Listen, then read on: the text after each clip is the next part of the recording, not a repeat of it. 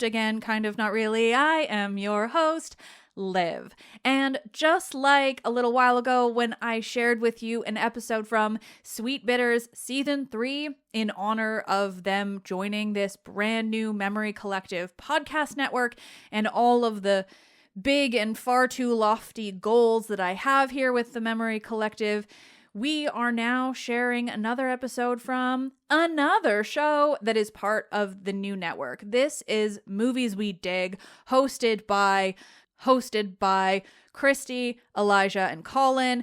And, well, you'll know Christy from many episodes of the podcast now. Christy studies medicine and women in the ancient world. We love her. But on the side, Christy has Movies We Dig, which is a really fun podcast. We didn't want to make it all too heavy and historical. Just people who are sharing this kind of stuff with the important outside information.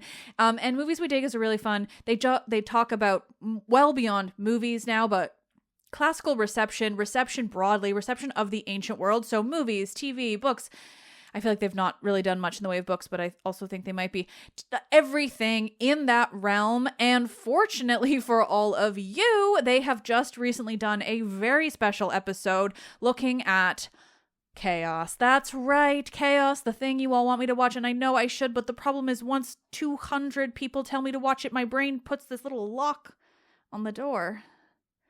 Anyway, I haven't watched it yet, but thankfully these guys are here to talk about KAOS. I know there is so much to get into because honestly, that show, RIP, really got deep into the mythology. I may not have seen it yet, but I know that much and I know I gotta watch it. I'm gonna watch it, I promise. But until then, here is an episode from Movies We Dig featuring KAOS. Find more episodes of Movies We Dig wherever you're listening to this or via the links in the episode's description. And stay tuned because this is going to mean KAOS is going to get talked about on this podcast, on Let's Talk About Myths, baby. It's coming. We're figuring it out. Stay tuned. And until then, enjoy these 3 historians and archaeologists and their guests who are more of the same talking about Jeff Goldblum as Zeus, among other things.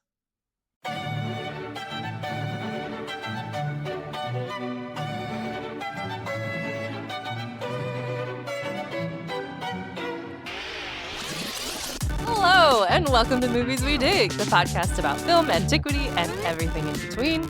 I'm Elijah Fleming. I'm Christy Vogler. And I am not Colin, but I'm pitch hitting for him today. I'm Amy Pistone. Yay! Thank you, Amy, for joining us. And we are sad Colin is not here. He's in Greece, though, so we kind of hate him. Yeah. No, he's doing fine. Yeah, he's fine. He's fine. We're going to talk about Greece, but we don't get to be there right now, so unfortunately. Yeah. So Colin and I started this podcast over the pandemic, as I think many grad students did start a podcast over the pandemic, because we were living in separate states and, did not have a whole lot of talking beyond our one little office rooms. We were both dissertating at the time and just really wanted to make more connections with ourselves, with each other. We said, let's just, chat and have people that we know come talk to us on Zoom. Let's do Zoom in a better way. And it really just came about as something that we did anyway. We would drink wine and watch movies and talk about them.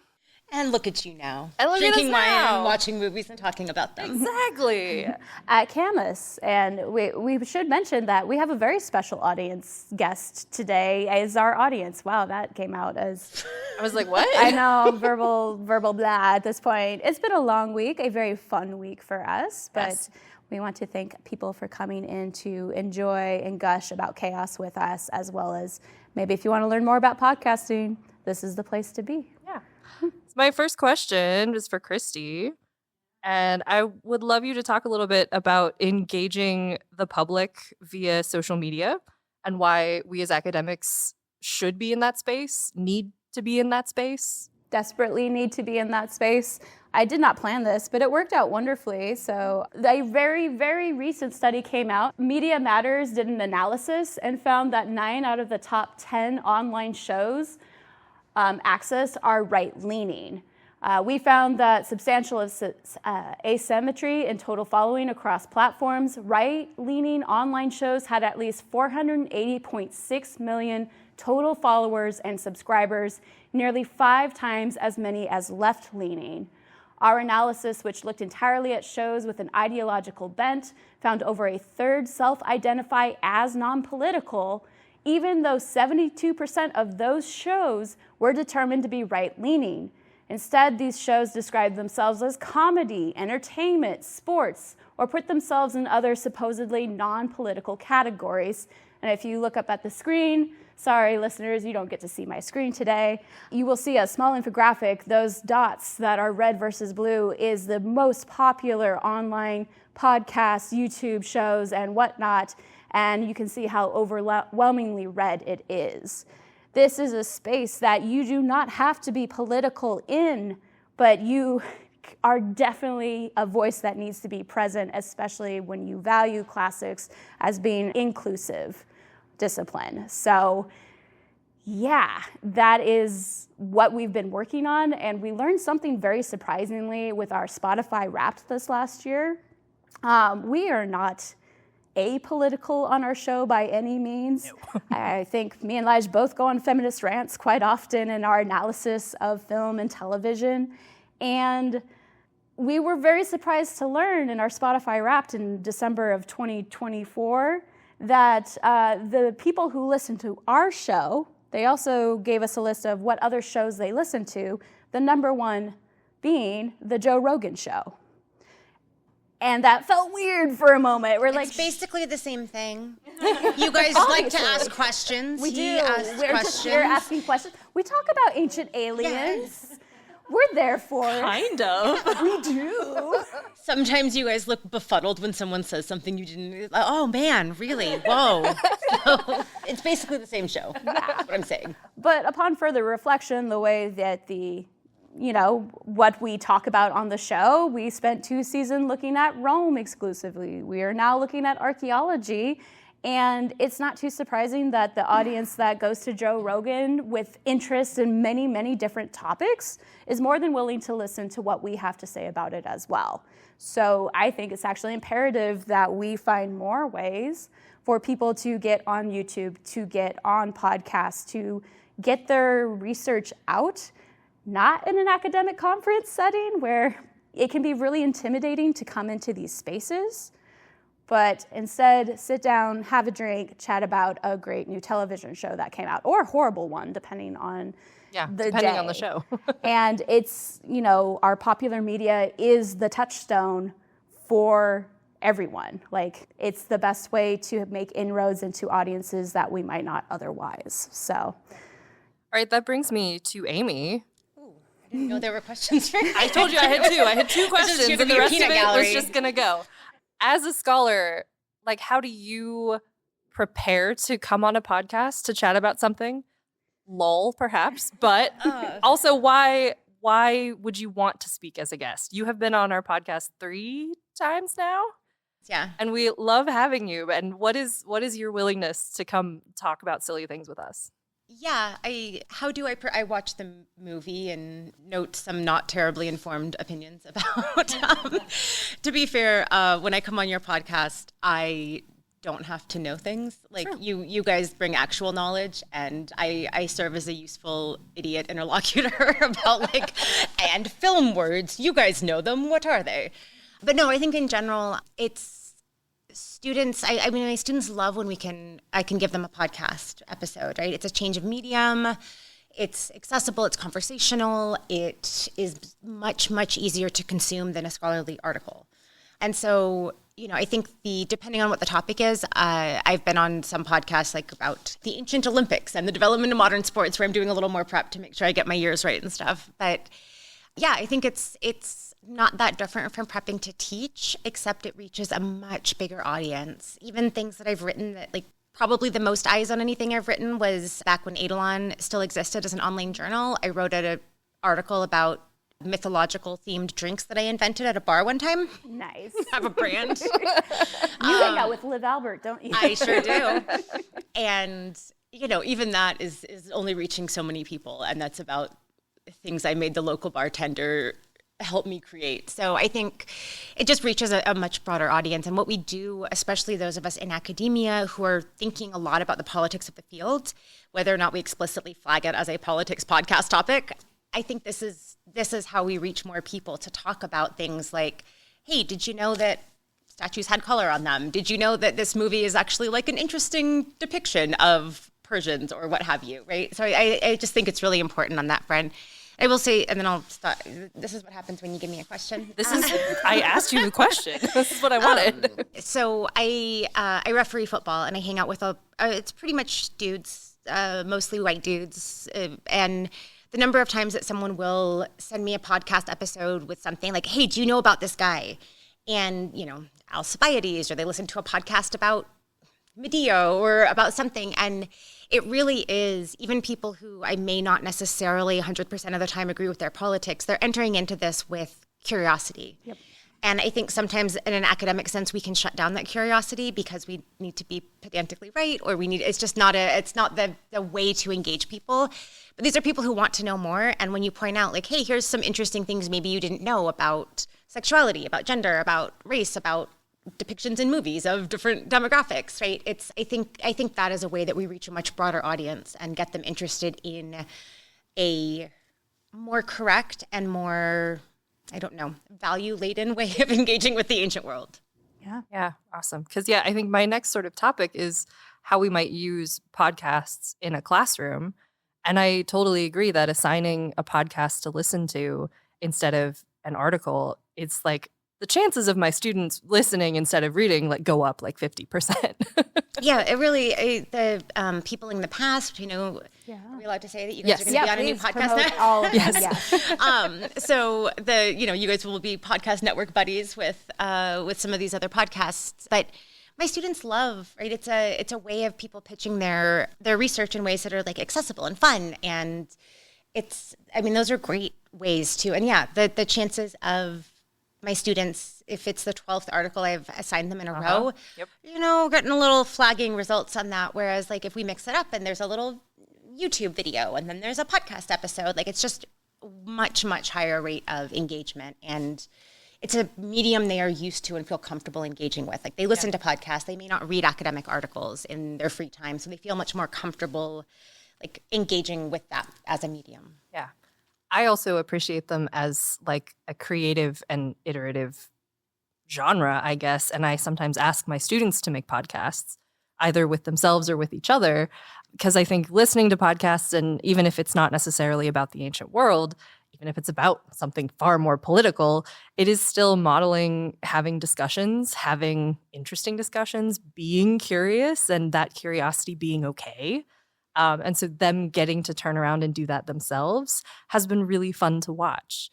Because as I know people make fun of it, but it's everybody has a podcast now. And it's because especially millennials. Especially millennials, yes. And it's because it's fun. It's I don't want to say easy. It's relatively lower on the commitment scale. We're making this look very involved. It does not have to be. Yeah, it doesn't have to be. To be fair, sound editing does seem complicated to me. This is another reason I really love coming on your podcast, because I don't have to learn how to sound edit. Sure. I can speak to that. The experience of editing an episode, I find equivalent to grading student papers. It is very mind-numbing, except when you are editing audio, when you grade papers, you can listen to music or a podcast in the background. You just have to listen to your own voice for a long time. Are you trying to encourage this for people to try? I'm just saying it takes a special kind of person who's I like my voice. I can do this. To do it. And I think editing is fun. Once I get into it, once you get in the rhythm, it's I don't want to start grading papers, but once you start going, you get through it. Just because I feel like we're going to switch topics, and before we do, I wanted to follow up on something you said, Lige, that it models how to have conversations, but it also models what kinds of questions we ask about text. Right? 100%. I would say, especially for reception, I love being able to give students, if we're talking about, I assign. Now it's weird because I got to talk about this movie, but before the first time through on Rockules, I love assigning that to my students, because a lot of times with reception, sometimes the first instinct when you're writing a paper is, here's this text, here's that text, here's 10 differences I found between them, which is fine as a starting point, but it's not the end point. And I think having something I can point them to, like your podcast, that models the kinds of questions we ask. What is the, like, sure, that's an interesting thing that I don't think we have attested in the ancient sources. So what? Why add that? What does it gain the creator to put that in the movie or whatever? So yeah, I think like just in terms of modeling the kinds of things one can do with media, I think having examples of people who are doing that well is incredibly valuable to me as a teacher. Yeah, definitely. I'm going to piggyback on that a little bit more because you talked about, like, we've talked about curiosity being an aspect. And I know that my experience in the classroom that I was always very, very saddened to have happen is have a student raise their hand and say, this is probably a stupid question. Yep. Yeah. And it's like, no, you are seeking information. And I think there's something about public education that makes students not ask questions because the fear of not having the knowledge, the fear of being wrong is penalized in many ways. Like that is kind of our academic grading system. And Amy's been doing a lot of work, I know, in her classroom. It doesn't have to be our grading to change system. that, but like generally speaking, that is what a lot of people experience. And I like the idea of asking students to do a podcast episode together because you do have to talk, and a very great contribution to any discussion is just asking questions. Yep. So I think that's a great assignment to have in mind as well for that reason.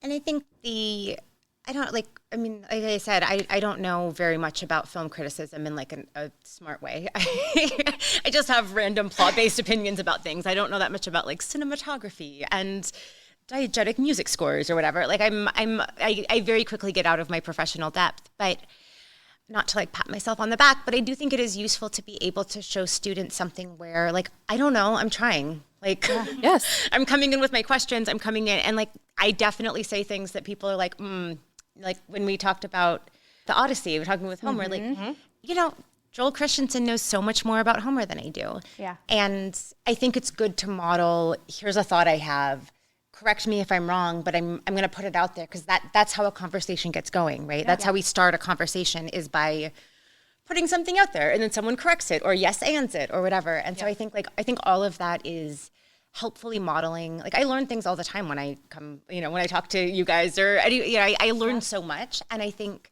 getting away from that fear of looking silly or doing something wrong and instead getting to like, this is exciting. We get to be curious. We get to be playful. We get to throw some stuff out there, and we don't need to be afraid of looking silly. Yeah. Right? Yeah.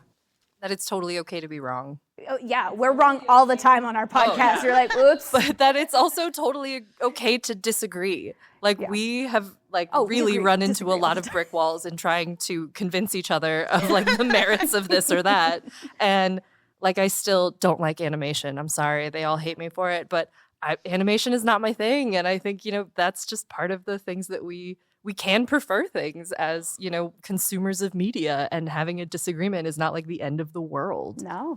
Sorry, not to counter that, but so you don't like Disney's Hercules? Yeah, it's fine.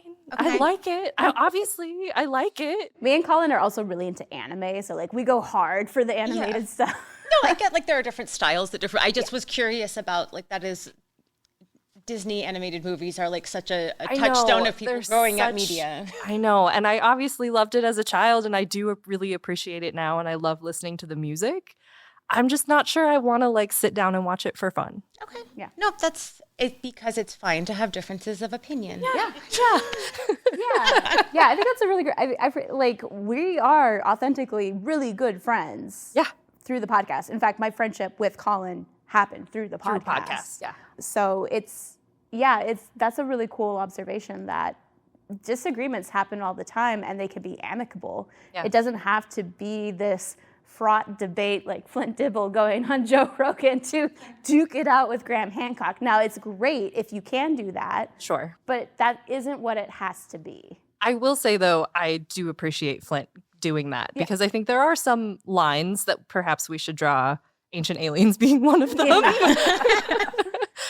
Because, there's something, about having a difference of opinion about what the archaeological record can tell us or does tell us, and using, racist and horrifically wrong methodologies to continually put down and exploit people. Yeah. And I think, there are people who argue, as we showed, like going to those platforms because that's where the listeners are.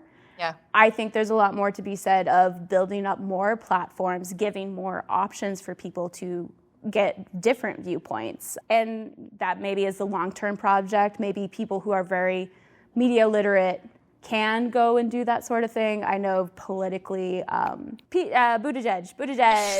I was like, where are you going Steve with Kornacki? this? Who are we talking about? I know.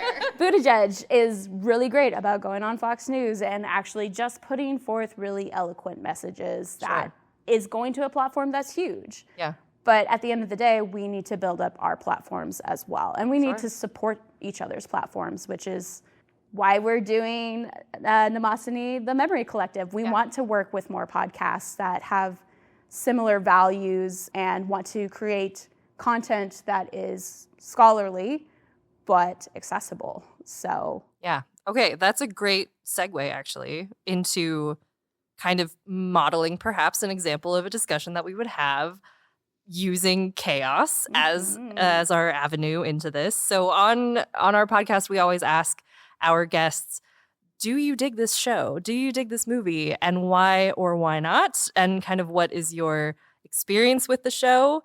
So I'll go Amy first and then we'll hit Christy. Some of this we already know, but we're doing it. I extremely dig this show. And I think I really like adaptations that take chances, right?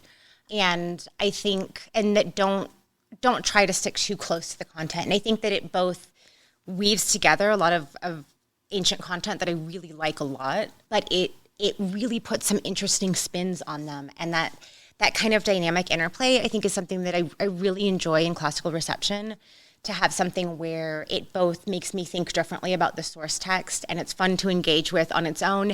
And it isn't just the experience of reading the source text, right? I think sometimes we get hung up on like, well, is this faithful to the book? And like, if I want the book, I will read the book. I want something that gives me something different, a different angle, a different perspective, a different whatever. And I think it did that in really beautiful ways. Mm-hmm. Yeah.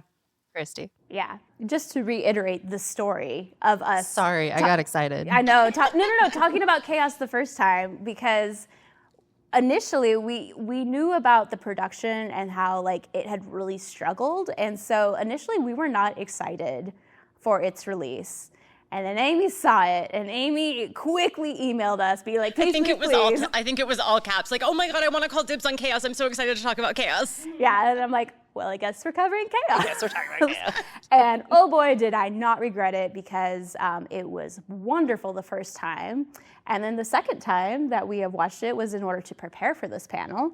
But it was also, we had the chance to go to a reception panel, and Anastasia did a great analysis of the three mortal characters that have the same prophecy as Zeus. And it again made me rethink certain things about the show and watching it.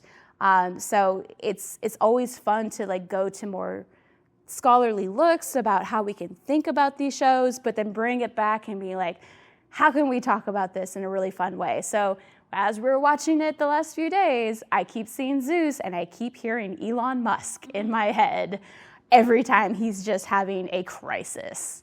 And that's kind of a new take. It's a new reality from when the show came out. Mm-hmm. I think we have even more observations of the show. That's why we weren't afraid to revisit it this time. Sure. And yeah, I think it's really sad that this is the only season that we have.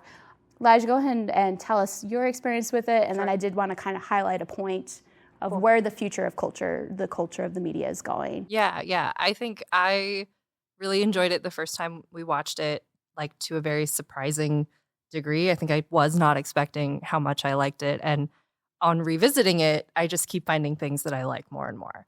And yeah, listening to the panel and the folks who even just like chatting in the hotel room, watching it, having weird random thoughts has been really, really satisfying. And I very much dig KAOS. And I almost don't mind that it doesn't have a second season. I know I want like all the storylines to wrap up and stuff, but then it can't get ruined. Like they can't fumble the they second can't- season. Yeah, they can't f it up. Yeah. It's good and it's gonna stay good.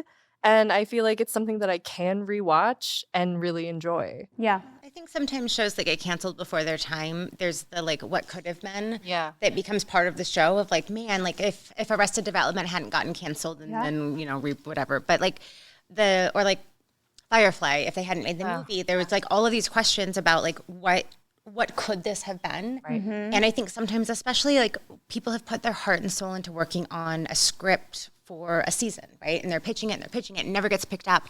And then it finally does. And it's amazing because they worked so hard on it. And then the second season, they're like, great, now you should do a second season because people liked this one and it was profitable. And the second season's flop. Yeah. Because they have 4 to 6 months to do a second season and they had 8 to 10 years working on that first season, right? So yeah, I will grudgingly say there is something that like it remains this was so good and what could it have been? And there's never the potential, like we never have to deal with the potential of a second season that is not good. Yeah. Like, That's gonna undo all the Gladiator good 2 things. was just not good in a way that kind of, in some ways, I think sort of taints the first, like now I'm just like, oh, Gladiator. That movie that the first one was like really transformative and did all these things and it wasn't without fault, but and then there was also that other movie that the only real strength of it was that there was some graffiti that was really funny and Denzel was having the time of his life and that should have been the protagonist. Yeah. Our episode that we discussed, it was still up in the air if there's going to be season 2. And I had a sinking feeling. Maybe it should have been indicative of a lot more things to come, but I had a sinking feeling that if Netflix hadn't quickly, like how well it was received amongst the audience that had watched it, if it hadn't already received word at the time that we were recording that episode, I had doubts that it would get a season 2.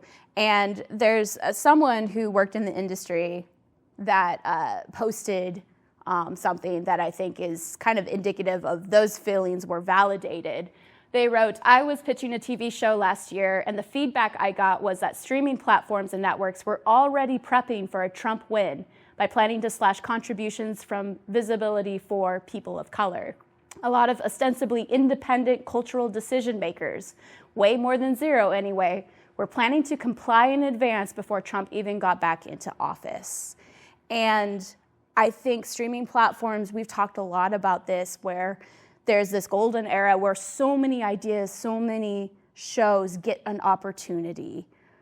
But also because there's so much media being given to us in our homes by ourselves on our phones, and we don't get to sit down with our friends and watch it together and be like, oh, look, when we first see KAOS, his overall thing is down, like an Amazon. Oh, that's so cool. It's so good. And like that's, thank you, Sammy, for that observation. That was wonderful. Shout out, Sammy. And it's like those little moments that you can't individually catch on your own through a single watch through, but doing it collectively as friends and communicating about it is such a improved experience. And we try to replicate that with the podcast, but that's after we viewed it.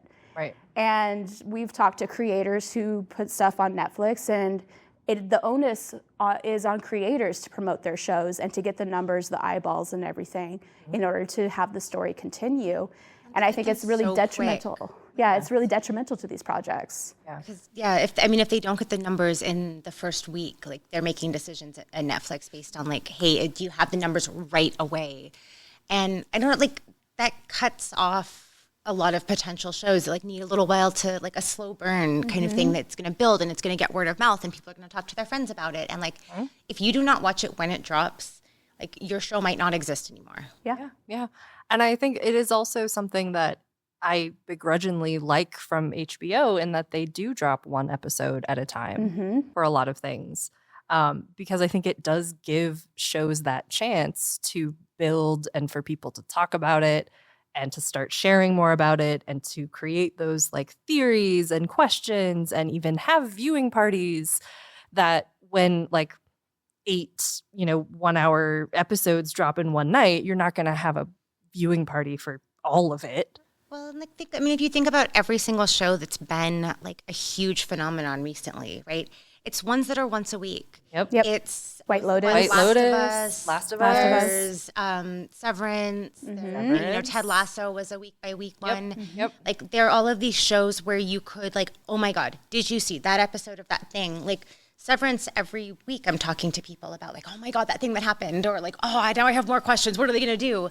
And like I think it does, as much as I love to binge a show, I think it actually hurts the experience because we're meant to consume media together. Like I work on tragedy, so I'm like very much, you watch this traumatic thing together and you deal with it together. Yes. And I think there is something that something is lost when we always watch everything on our own. And there was a weird almost, I don't know, like it wasn't a replacement, but during COVID, we would kind of watch things together, but separate, right? Yeah. And I think we don't have that anymore, which was kind of an experience of, we would have movie watch parties where we'd all start the episode at the same time. And I think we don't even have that, now, like if a new show drops on Netflix and you binge all the Arcane, right? Like it just comes out and it's a show, like it's a great show, and I know it's animated, but So good. It's Just gonna crawl under this table. I'm sorry. Look, I know some people don't appreciate the beauty of animated art. You just don't respect animators and the work they do, but that's fine. Crawls under table. But no, I think like it's just a different experience of consuming media when it drops as one big bucket and you can't talk to someone after.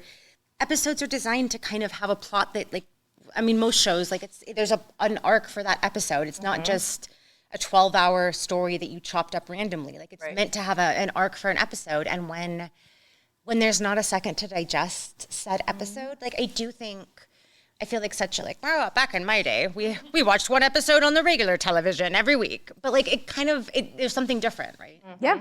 It's a shared experience that I think we fractured as people in the United States, and part of that is the fracturing of our media. I think really is involved in that in a lot of ways. So, yeah, I would just add that like the movie going experience is also kind of interesting in that regard. So different. It's very different. I've just started going to like a theater again fairly regularly because they serve alcohol at that one and it's fun.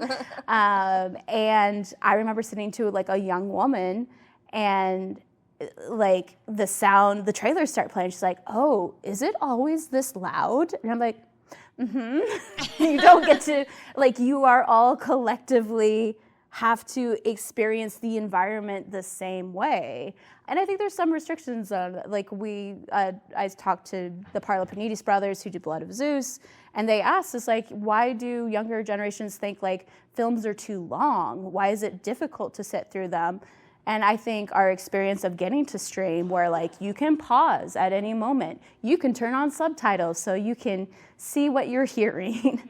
Yeah. You can rewind a moment and be like, what was that right there? Yeah. Yeah. And I think that actually gives us a more engaged experience with the media that is very hard to not have in a theater setting. Yeah. So, because, at home you can also sit and have something on the TV and also be on your phone. I mean, that's the thing that I think is such a difference when I am in a theater, because, like, when I'm at home, like, I am looking at stuff on my phone, or I am like making food over in the kitchen or whatever, and I'm not giving something my undivided attention. And, like, that's the biggest thing I notice when I go see a movie in a theater, which isn't that often. Like, I pay for enough streaming services. I'm like, I will watch it when it comes out on the thing I'm already paying for. But, like, I think it is that experience of, like, undivided attention. And it's there are almost no situations in my life where I am, like, giving something my undivided attention. And that is something that is both, like, not what I'm, like, I love having subtitles on because sometimes I can't hear what they're saying and they didn't speak clearly enough and they're mumbling, and but it fundamentally changes the way you watch things. Yeah. And I think that shift from, somebody was telling me that, like, the youth are, like, watch so many things on the small screen, and how that changes when you're watching things on your phone, right? Like, that's not what, I don't know, like, Scorsese or something is, like, making films for, right? It's not like we're not watching something on a big screen where you can see the detail. You're watching something on, like, a phone screen. And that's a fundamentally different consuming experience that, like, really does change the product that you're consuming when the medium is really changing like that. Yeah.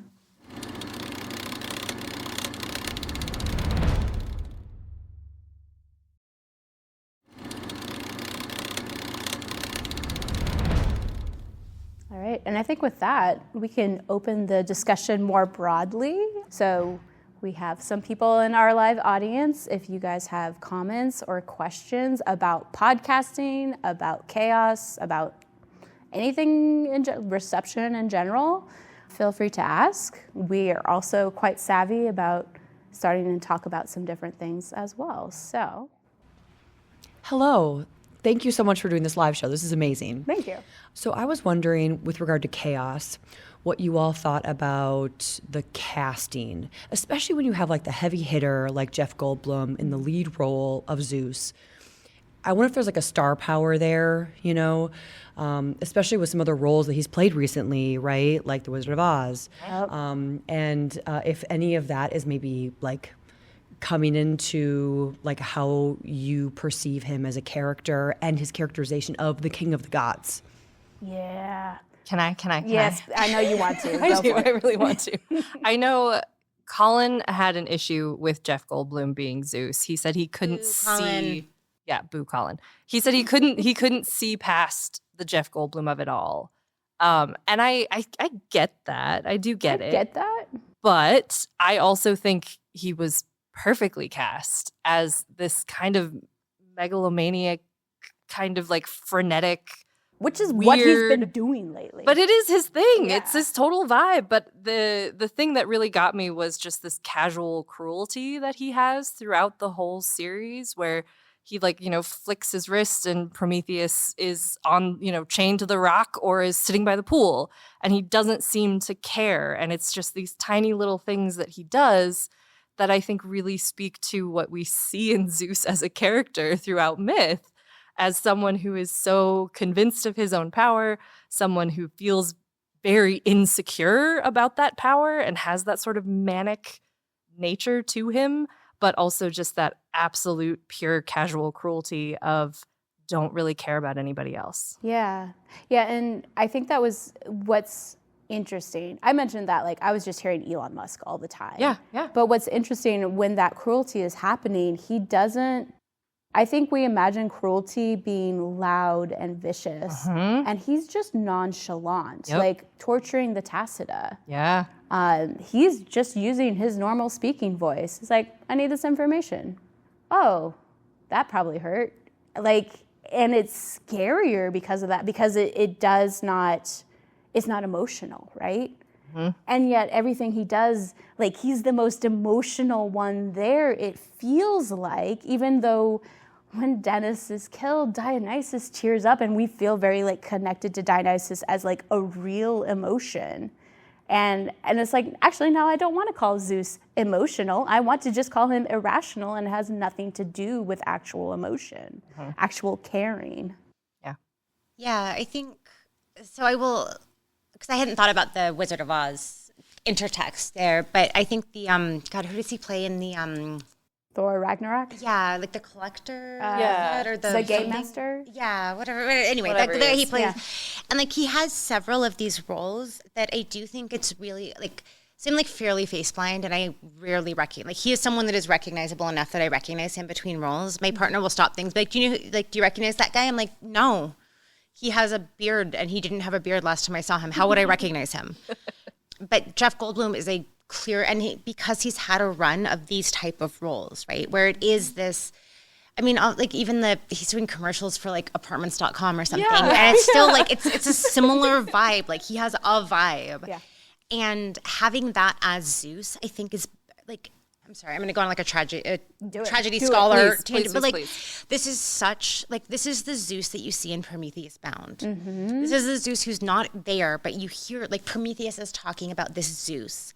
And this rewatch, I am really into how they play with the Prometheus character, because that is such, most of the time we see an established Zeus, and he's scary and he's callous and he's all of these things, but he's not, I don't know what the word is, not insecure and the emotional. I mean, he is that as well in this, but he's his rule isn't secure, right?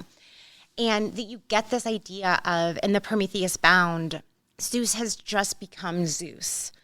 And we don't know how it's going to go, right? He's the third in a cycle of Kings of the Gods, and this could just be the next step before the next cycle. And you see this snapshot of of a Zeus where you get like, what kind of king is he going to be? What's he going to look like as a ruler?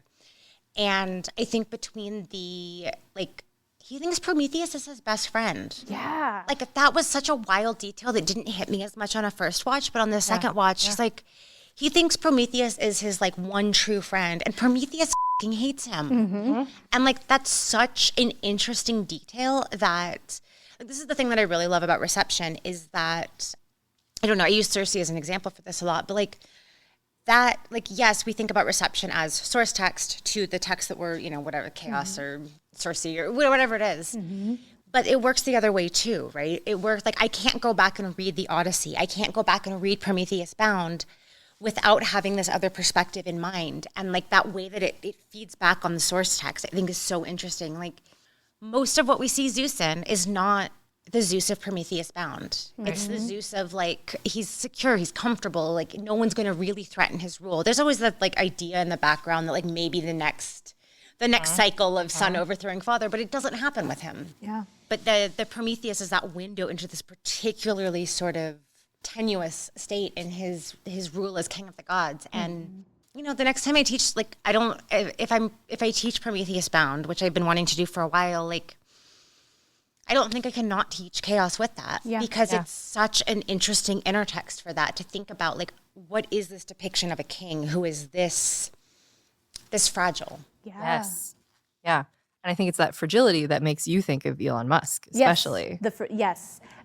And so, like, this brings us back to the panel that we listened to. Yeah. Anastasia's paper, where she was looking at the mortals who share the prophecy with Zeus. And I think one thing that's interesting is it's the same exact prophecy and they all interpret it into their lives differently, which goes back to something the Fates say towards the end of the series of like, it's only as real as you believe it to be real. It's like, you could just ignore it and it could just not actually impact your life, or you can incorporate it into your identity. Like, every person has an individual prophecy and they read something into it about what happened during their lifetime. Yeah. And I thought that was really interesting.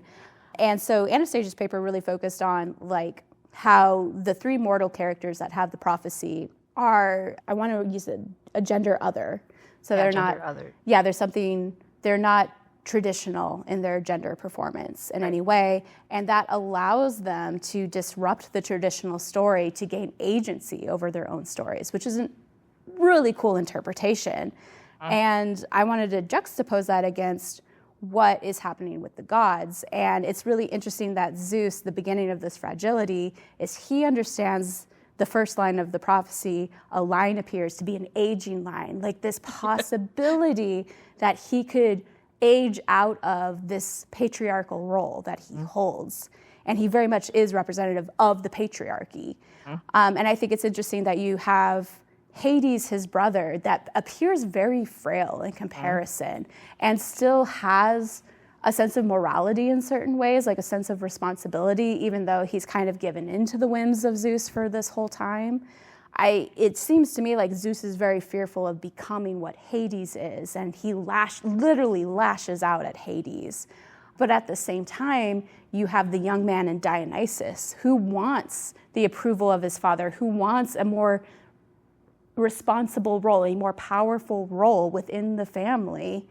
And on the one hand, he's trying to do things. He does commit an act of cruelty in a very casual way by removing a shopkeeper's mouth, her ability to speak. And that's one of the only times we really see that overall. Maybe what he does to Orpheus, but we don't feel bad for Orpheus in the car at that point. And in order to get Zeus's approval, either he has to give up the things he loves, Dennis, or it will be cruelly taken from him to force that conformity, to enforce that idea of the ideal masculinity. And we're left at the end of the series, of the season, with Dionysus holding a bottle of Meander, going up to the palace to meet Ari, and we very much are left with this decision. It's like, will he give in to the cruelty? Will he become the new patriarch based on the model that his father has given him? Or will he challenge it? And I think that's like the one outcome I really want to see. I really wanted to see what was going to happen with Dionysus.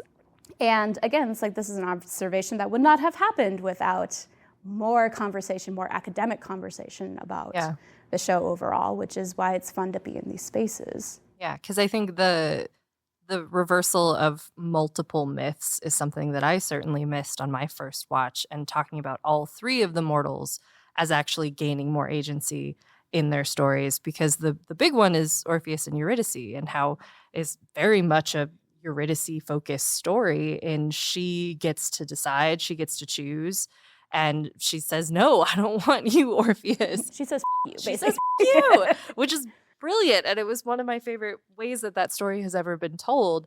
But the fact that Ariadne and KAOS also have reversals in their stories, that they also create much more agency and get to choose. So yeah, I loved having that discussion. I think the fact that KAOS in traditional myth actually embraces what we might call the toxic masculinity of becoming a ruthless warrior, versus in this one, KAOS is loving and caring of Photis, of Ridi, of his mom. Even though he even feels betrayed by his mom, he still truly believes that she loves him. And we could argue that final scene, all of the care that he showed for those people, it flashes through as his mother is brought back, which is, oof, it's so good. It's really good. I like, okay, first of all, you mentioning Photis, I'm like, oh, baby. I know. I was rewatching with, like, my dog was next to me on the couch as we were watching, like, he's like, but what about my dog? And like, divers don't get dogs. I'm like, oh, you. Let the dogs love water. Let them have a dog. Yeah. But yeah, it was like one of the things that over the years, like, there's some texts that like we teach over and over, and because like the text hasn't changed, but I've changed over the years, right? And like I see myself in different parts of some of these texts. And one of the things that in my reading of the gods over the years in Homeric stuff or in tragedy or whatever, it's that there is something, like nothing means anything if you live forever, right? And like, I don't know, I was raised on Tuck Everlasting. Like it's a very things don't have meaning. Your decisions mean nothing because you're going to live forever. Everything will happen eventually because you live forever. And like none of your decisions have meaning. And when we get like an Iliad 1, we get the cut from like these incredibly costly decisions. And then we pan to the gods and nothing, they don't care. They're having a party and they're laughing and they're drinking and like, and on some way, I think there is a sense that obviously, like, gods are powerful and it'd be cool to not die and have sad things happen to you or whatever. But like, I think there's also this sense like gods can't grow. They can't learn, they can't change, they can't grow because they are forever. Yeah. And they're static, right? We have gods, even if you're like Apollo and you're in like a permanent F-heap status, you still don't grow. You're in a coming of age and you never change that. And I think the idea that like humans can grow and like that is, our decisions matter because they make like, do you go back with Orpheus or do you say, no, I don't want to do that? And like, whatever Hera decides that like at the end, I mean, what does it matter when you're the gods? Yeah. Right. But I think that idea, and I think we see it in ancient texts, but it also jumps out to me a lot when we see modern receptions of like the ability to make decisions about who you become. And for the most part, the gods don't ever have that. And that is something that is enviable, right? Like, I think there's a sense really like kind of under the surface in Greek mythology of, I mean, not that what we have is better than the gods exactly, but kind of, right? Yeah. That there is something, you can impart meaning to something because of the temporality, because of the fact that eventually this goes away. A decision has lasting consequences and you don't make that choice and you make this choice and your life has changed. Yeah. I think we see that with Dionysus at the end in his conversation with Persephone, where Persephone is like, you caring about that kitten actually is a strength and maybe you should embrace your humanity. And I think that's why at the end we see him holding the bottle of meander water and he gets to choose, is he going to embrace his divinity and the role that his father might place for him in this patriarchal structure, or will he embrace his humanity and give up the immortality? Hear me out, because I know you're like, that's the one decision I wanted to see played out. And I actually really, to John, what you said, there's like, I like that we don't know. Yeah. That is one of those things of like, because isn't that kind of, not to be like super meta and whatever about this, but like, isn't that kind of the question we all face of like, do we become the systems and the patterns that have harmed us? Whether that's, I don't know, getting a position as a tenured professor, do I impart the kinds of shitty things that were done to me as a student about like hazing through my qualifying exams and or do you not? Do you reject the system, right? Like I don't know why. Apparently, I'm just gonna have this be therapy now. But like I talk to my students about like as a former pick-me girl growing up, like I feel like there's a lot of like I really understand that kind of internalized misogyny thing, and like the decision to like, do I keep doing that? It's profitable. Like that is a thing that you can trade on of being a girl who's not like the other girls. Yeah. Or do you take a different path in your life? And like, I think we all on some level, like, is it gender? Is it race? Is it sexuality? Is it whatever? Like, do we perpetuate the systems that we are impacted by? Or do we choose to do something else within the underwater? And like, so I like that it leaves it open. If we're not going to get like conclusion of all the stories in a perfect 5-season arc, like I like that it leaves seasons. that. It was supposed to be 3. Was it 3? Yeah. Okay. But a perfect 3-season arc, or do like, if we're not going to get all of that and hear the whole story as it was designed from the start, I like that question is open. Yeah. Because like that, I don't know, the possibility there, it kind of, I like that. Yeah. Actually, Yeah. this is Sammy, friend of the pod. What's funny is I was watching it literally with you guys, and I still didn't see like Dionysus holding the meander water and looking at the palace and as like a decision between those two things, which like with the knowledge of, you know, everything that had happened, that obviously does make sense. But my first understanding of it was like he was going to give it to Aerie or something. And so my like understanding of the storyline as it could have gone was like crazy different, it sounds like, than what you guys and I think rightly, obviously. But I think that's what's fun about leaving it open in the end, because and that's what's fun about reception, right? That's what's fun about our individual prophecies, is we interpret it to mean it what we want to, and we present evidence for why we think that interpretation makes sense, but we can't ever definitively say, yeah, that's what's going to happen, which is kind of cool. Hi. So I'd love to talk a bit about the Trojans. I know while I was watching the show, I was happy I was watching at home, because that was the thing that like I kept wanting to pause or talk after an episode and wonder, where is this going to go? What's going to happen with Ari? And just what the ramifications are of Styanax being alive and all of them living the way that they are now. So... Yeah, and that storyline is even more poignant today than, again, when it came out a few months ago, in terms of they're a migrant population that have experienced, like, they're asylum seekers. That was just where I'm throwing it up to someone to keep going. No, I think you're right. I think the current context really highlights, in a way, like, it makes that reading much more salient of like, okay, this is like, who was it? Was it Andromache maybe? Or I'm trying to remember who, maybe it was Hecuba, was saying like, you know, like the city that adopted you. And she's like, what kind of parent adopts a child and treats them like this? Mm-hmm. Like, you think we should be grateful for, you know, we're in a segregated society, we're being treated terribly. And I do think that, I mean, especially after like recent news articles about who should be grateful for what. And like, it's hard not to read those echoes into like, oh, I like, yes, the demanding that someone be grateful for their not as bad as it could have been treatment is, it just hits different now than it did 2 years ago or whatever. Yeah. That actually reminds me, so I very much felt okay with it only being one season, but the more you guys are talking about it, I, like, especially with the Trojan side of things, Prue had the Trojan mark, and she was so... annoying. Yeah. But also like conforming. I mean, she was very much by the book, and everything was, you know, you were supposed to follow the rules and do as you were told. And she seemed generally happy to do so, but that doesn't seem at all similar to... But she was also dead. Yeah, that's an interesting question. Did Prue die in the fall of Troy?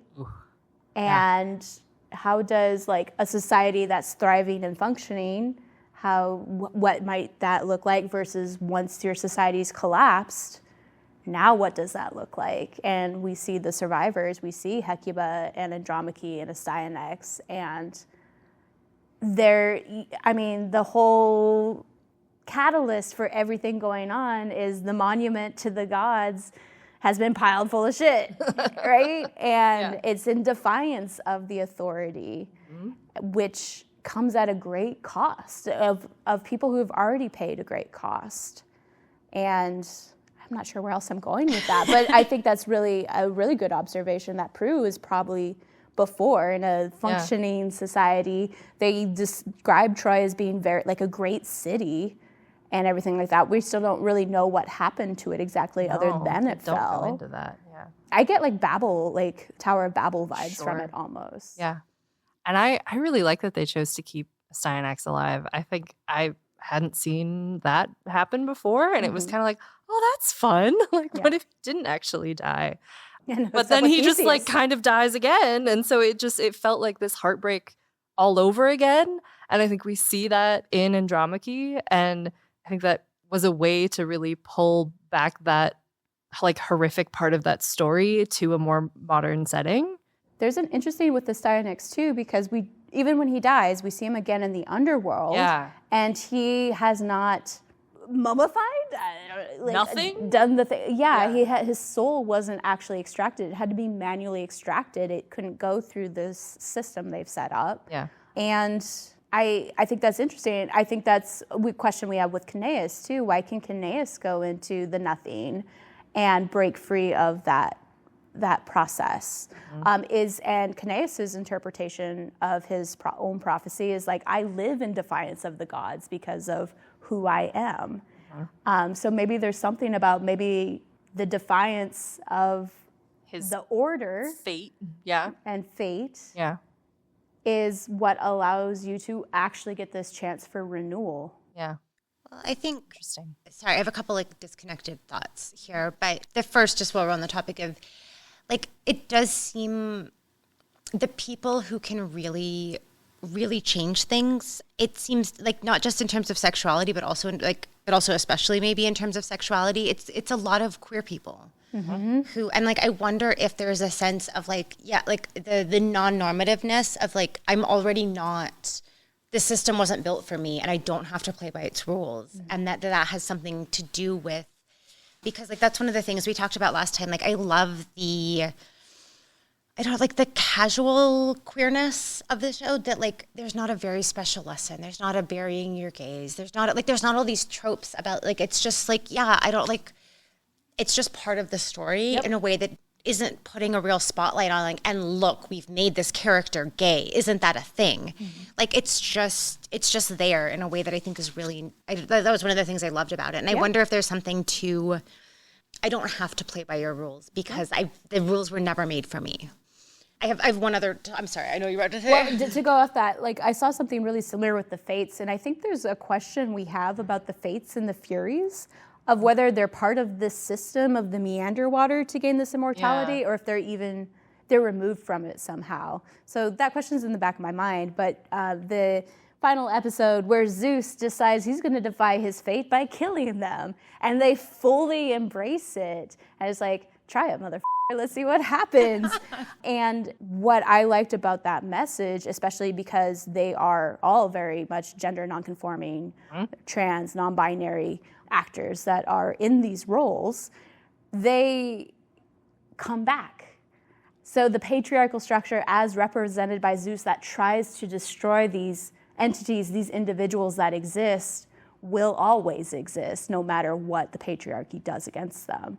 And I thought that was like a really cool, subtle message at the end that I only picked up on the second watch. So, well, until you mentioned like the Astyanax stuff, like I hadn't thought about like how queerness functions in that. Like, not to shout out like what happens when we come together and talk about things with other people. Like I hadn't noticed that at all, but like thinking through the way that there is, like queerness operates in kind of like, I don't want to say like a superpower, but it kind of is, right? Like, the ability to navigate a world that wasn't made for you is something that can also help you survive that world, right? Like that you have developed the tools that you have to survive. And Yeah, I don't know. The other thing I was thinking with Prue, I had wanted, like, I don't know, man, this was like years ago in some different political crisis. I remember, like, it was something I saw on like Twitter, and it just has really stuck with me about that there is no amount of like siding with whiteness, siding with patriarchy, saying that will save you. You know, maybe you'll be the last one, you know, if you're constantly like selling out everybody else for the patriarchy, and you're on board and you're playing by all the rules, like that will not save you at the end of the day. Right. You are still expendable because like, and for Prue, like, it doesn't matter. Like, did that help you? Did that help you not die? That you were playing by all of the rules? Clearly not. Like, you're in the underworld now. So I think that idea of like, there isn't an amount you can comply that is going to protect you from oppressive systems. Like it ultimately will, the system will still get you even if you try and play by all the rules. Yeah, I think it's interesting too, because the idea of compliance, and there's moments where she goes like, you didn't get in trouble for like this thing. And I think it's really interesting because she kept talking about how like she kept applying to be a diver, kept applying, and like she follows the rules, and then she finally gets it. And then Riddy sits down at the table. She's like, this table's for divers. She's like, oh, I am one. She's like, you just got here. And it's like this idea that, oh, it's because of her dedication, her compliance, she finally got this role. But it literally is like a middle finger to her. It's like, no, we just need more divers. And so Prue is a very interesting character that. Yeah. And also like unresolved, right? Like she was buried without a coin in this universe. And so I'm like wondering I'm just thinking way more about Prue now. I know, I did not, like, I have never until you mentioned it, like, I don't know, like, Prue's just like a NPC that's just like there for whatever, so that like KAOS and like all of these other people can have contrasting. She's just a foil to like cool people who have cool stories. And I've never thought about her this much detail before. Like, I love this. Yeah. She definitely feels like a character that could have had like a surprising storyline down the line. Yeah. Well, especially if like at the end when Andromache and Aerie are like, help me rebuild Troy, I feel like it was really setting up for something to like go back and talk about the Trojan War and like talk about what happened to Troy and like why are these people refugees? Why are they in Crete? Like how did we get there? Why haven't we rebuilt Troy? And maybe that would have given us, I don't know, just more of that background. I do, now that I'm just chewing on things that you all have surfaced here, like, I think, and maybe this is, again, just the political moment we're in, but the way that the Greeks destroyed Troy, right? Whatever happened, presumably the Greeks destroyed Troy if we're basically in the canonical world that we associate. And, like, to have destroyed a place and then treat the refugees like shit is not an entirely foreign concept. Like, did you destabilize an entire region and now are entirely sympathetic to the people of that region? Like, what must that be like? And so, like, I think that, like, I just think it's really interesting to think about. Like, you could, I mean, we don't, the world building outside of Crete and Olympia is we don't know what that looks like, right? Yeah. I think it's interesting. Like, you could have, like, why hasn't Troy been rebuilt? Yeah. You wouldn't have to have this system of refugees and, the segregated kind of system if not for that you destroyed their home. And now you're mad they're here when you took away their home. Yep.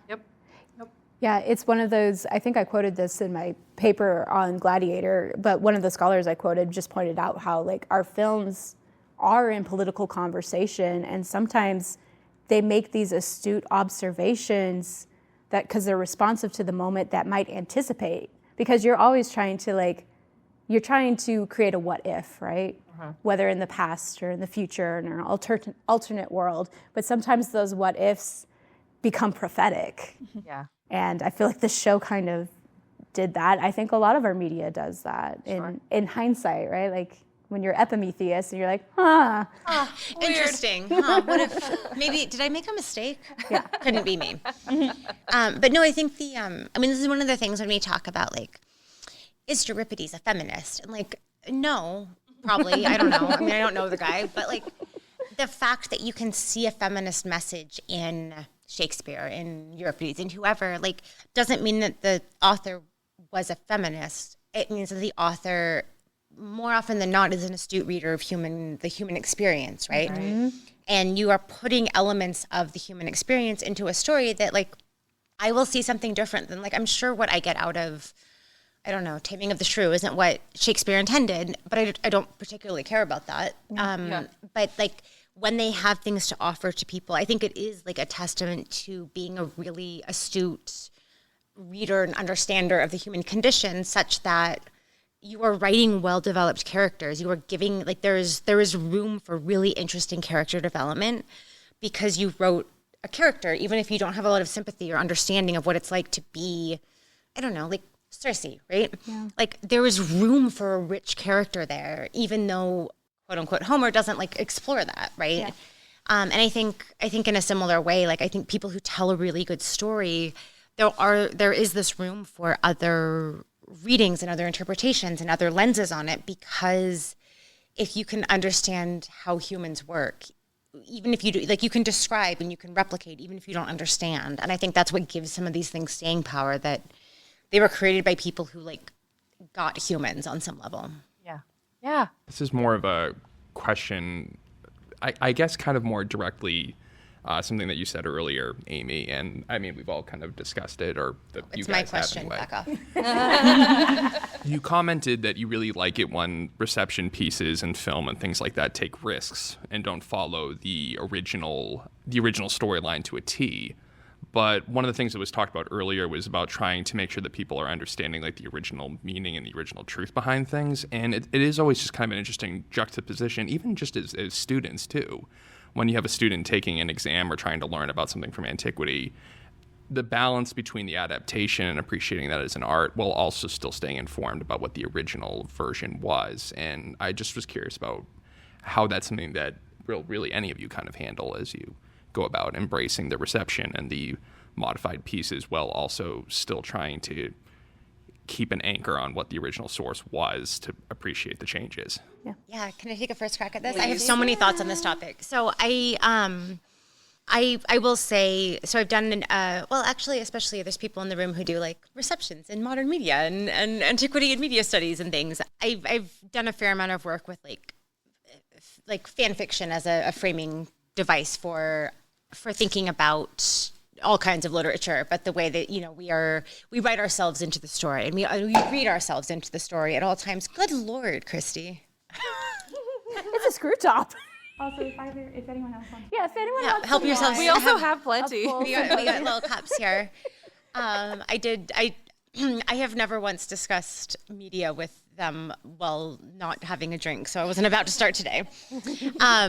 But no, I think and there's, God, now I'm going to screw this up. Old Futures, I think, is the book. Alex Lothian. I could be wildly misquoting that or misciting this. But anyway, they talk a lot about, like, fanish affect and the way that, like, when I encounter media in a fanish way, like the orientation of a fan, and that is an epistemology. I don't always know if I'm using, like, special philosophy words in the way that special philosophy people want me to, but it's a way of approaching a text, right? It's a way of reading a text. I'm a fan of this. I like it. And my liking of it is going to inform my reading because I want to give it the benefit of the doubt. There are texts I don't give the benefit of the doubt because I don't like them. And I've decided at some point in the past I don't like them, and I'm not giving them the benefit of the doubt, right? And I think that's how we all operate with media. Like, I don't like the person who made that. Like, I don't know. There's things he's done that are fine, but, like, I don't particularly like Zack Snyder. So I'm not going to give him a more generous reading than what I have to when I encounter a text. Whereas there are creators that I adore their work, and even when something seems like I don't immediately like that, how can I salvage that, right? But I think any kind of fanish affect is really different from how I read as a scholar, which is very different from, I'm a literary scholar, and I have a good friend. Shout him out. He's been giving me a lot of attitude lately, so I've been telling him I'm not gonna cite him when I talk about things that he's done that are good. But so Zachary Hertz, who works on a sort of different things, and he's a historian, and he does not love reception the way I do, and he is not really a fan of, like, myth retellings. Just doesn't. That's not his thing. And some of it is, like, as a historian, he thinks differently about where his allegiances lie. He owes something to the people. He owes something to the historical events in question. And he recently wrote an article about Elagabalus and about like if we want to read Elagabalus as a trans icon, we are taking at face value people who hated him, right? And that isn't like doing justice to this person. I read literature I read literature from a literary perspective, and I'm not thinking about what I owe to the people. Like, I don't care what I owe to Euripides, nothing. I owe him nothing. And I'm much more thinking about the meaning that we make when we encounter these texts, and there are different orientations to the content, right? And so anyway, this is a really meandering way of saying, I think it's useful to distinguish what those differences are, right? Like one that comes up a lot, and I don't know exactly where I come down on some of these, but I'm sure someone will have thoughts. Hades and Persephone retellings, right? Do you tell it as a romance? Do you tell it as a story of trauma? Do you tell it as, what is that story? And you can read the Homeric hymn to Demeter, and it's not a romance, right? And it is nonetheless an extremely popular retelling for romance novels these days. And I think there are a lot of texts where I'm like, anybody, no one owns this, like whatever, the Odyssey, anyone can do whatever they want with it. It belongs to all of us and none of us, and do what you want with it. And I had to kind of think a little bit about why I balk at that when it comes to telling Hades and Persephone as a romance. Why do I think that's a problem when I don't think it's a problem to fundamentally retell something else? And like part of what I think it is, and then I think part of what it is that it is a question of what does the retelling do? You're not married to the original story, but it's good to know what the original was in vague terms. What is the story that we are kind of looking back to in a general sense? What is the vibe of Hades and Persephone that is in the air now for people who don't want to go read the Homeric hymn to Demeter and get the story from our oldest attested source? But then when we tell a story of kidnapping and sexual violence and we tell it as actually it's a romance, you just don't know it, that is a harmful narrative, right? The like, oh, well, it looks like rape, but it's not. That is a harmful narrative, as opposed to, oh, it looked like this person was cool, but it turns out he's a liar, is not as harmful. You know, like, I don't know, different retellings of Odysseus. Like, we're not doing a lot of harm when we imagine he's more deceptive or less deceptive or more earnest or less earnest. There isn't an active replicating of harmful rhetoric. And so I think, sorry, this has gotten really off track, but I think the idea of like, it's worth seeing the ancient, like seeing the original, seeing the retelling, and recognizing that those can do different things. Because I think like responsible, thoughtful, critical media consumption is incredibly important. Yeah. And I think reception is one of the best ways to like practice and learn that.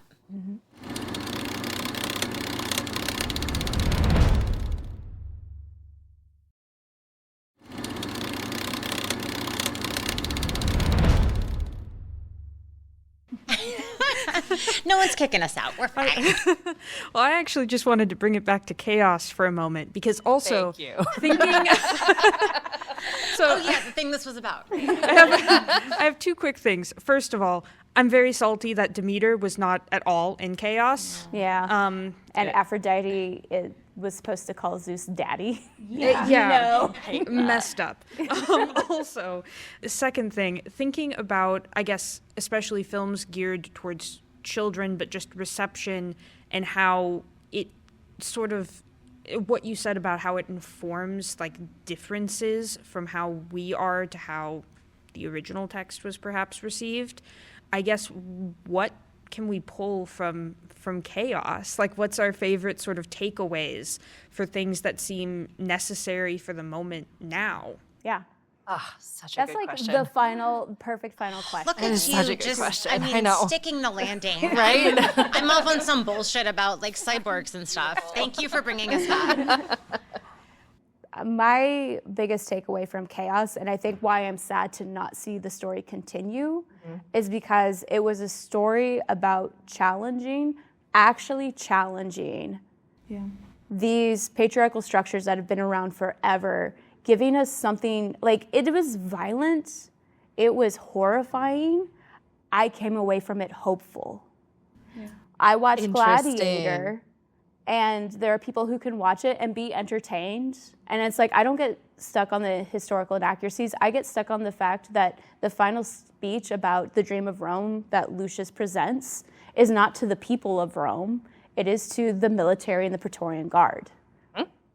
So you're saying you are not entertained? I am not entertained. I'm horrified because I also don't think it's wrong. It is prophetic. And I hate it. I hate that I feel written out of the story. Yeah. I mean, I think, have you seen Gladiator 2? Oh, yeah. Yeah, you have. Yeah, obviously. Yeah. But I think that the idea of what happens to the Dream of Rome between the first one, which is ambiguous and you can read your own political dreams into the Dream of Rome because it's never defined, right? And I hadn't noticed the part about how it's to the Praetorian. I love that observation because I just never clocked that. But then Gladiator 2 is so poorly defined. It's trying so hard to say something, and it doesn't say any, it's trying so hard to make a political state. We're not leaving it ambiguous because the times call for I don't want to be misunderstood. Here's the point. But it's not good, right? It strikes me as I went to Berkeley for undergrad, and I encountered many people who potentially under the influence of some sort of substance would have these ideas that they would say was the deepest thing you've ever ever encountered, and it's just not that deep. And that's what Gladiator 2 was for me. If someone be dude, can you imagine? And the premise, sure, great, I love the premise. You absolutely fumbled everything about the execution. And I feel that is the sort of the Dream of Rome just gets absolutely screwed up in the sequel. Yeah, and that's why I think KAOS, which feels like an unfinished message, and it still ends on a horrifying note almost. But again, because what the people what the characters managed to achieve in that season gives me hope. It gives me this message of we can fight these structures as individuals in our own ways. We can find ways. Even being ourselves, right? Just being ourselves. Not even changing anything about us.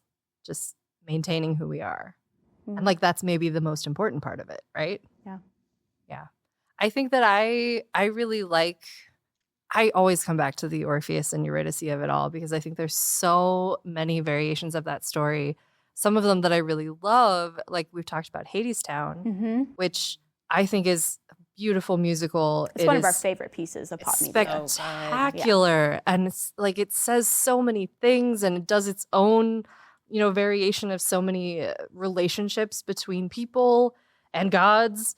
But even in that story, Orpheus and Eurydice love each other. It's this, I don't know, perfect storm that it's still we're maintaining the lines of Orpheus and Eurydice love each other, and it's this horrible thing that happens to them.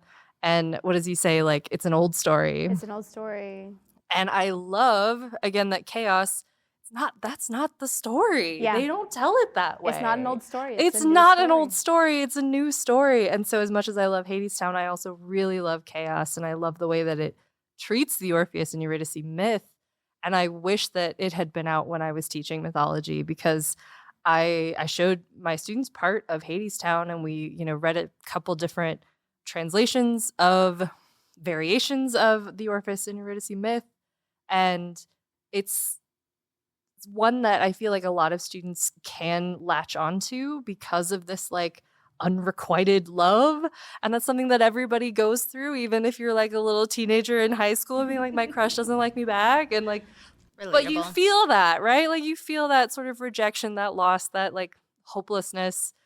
But that's why it's an old story, right? Yep. That's why we all feel that way. And I truly love that KAOS was it. We're doing it completely different. Yep. Going off book, taking real risks in this story. And I absolutely adore that they don't end up together and they part on beautiful terms. And I think it's one of my very favorite scenes in the show is when they climb out of that dumpster. And Eurydice comes first. She is the first one who climbs out. She's the first one walking through that tunnel, and Orpheus is behind her. And she's the one who says, like, Look at me. look at me. And he's like, I don't want to because It'll end. it'll end. And so it's using that same context, that same use of the story that we know in a really beautiful, wonderful new way.